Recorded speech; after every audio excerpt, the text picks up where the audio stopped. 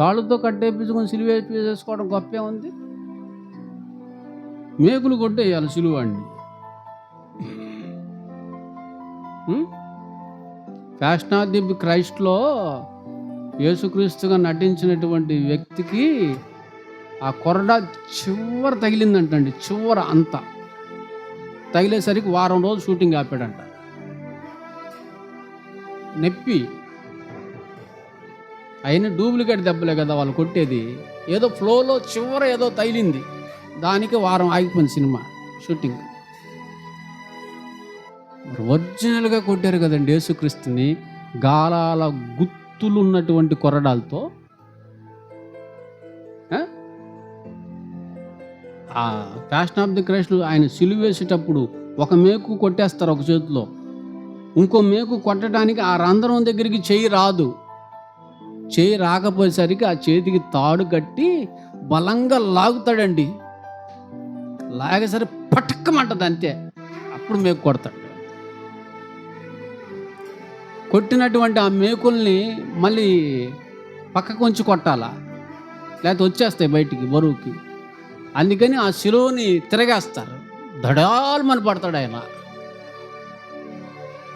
అప్పుడు మేకుల్ని తిరగేస్తారు. ఎన్ని చిత్రహింసలు, ఎన్ని శ్రమలు పడ్డాడండి. అన్ని శ్రమలు ఆయన పడవలసి ఉంటే వాటి గురించి చెప్పట్లేదండి ఆయన.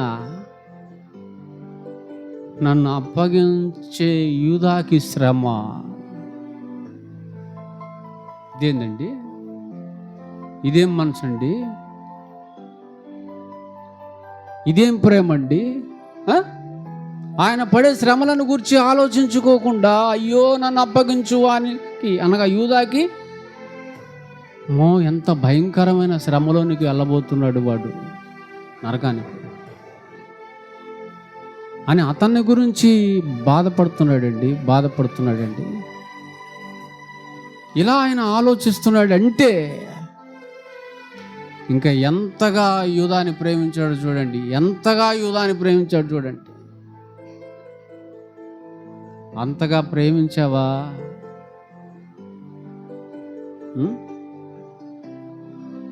నీ భార్య యూదానా? యూదా కంటే భయంకరురాలా నీ భార్య?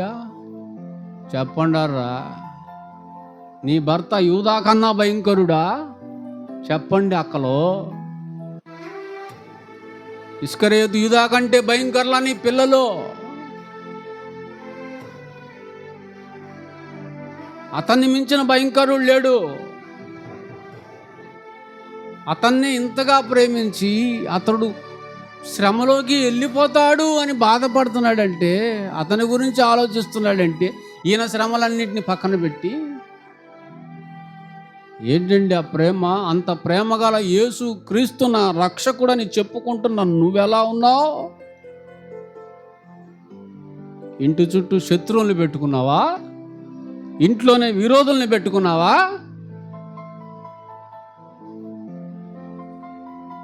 శరీరాన్ని శత్రువుగా మార్చుకున్నావా? ఎంత ప్రేమిస్తున్నాడు యూదాన్ని, ఎంత ప్రేమిస్తున్నాడు ఆలోచించండి.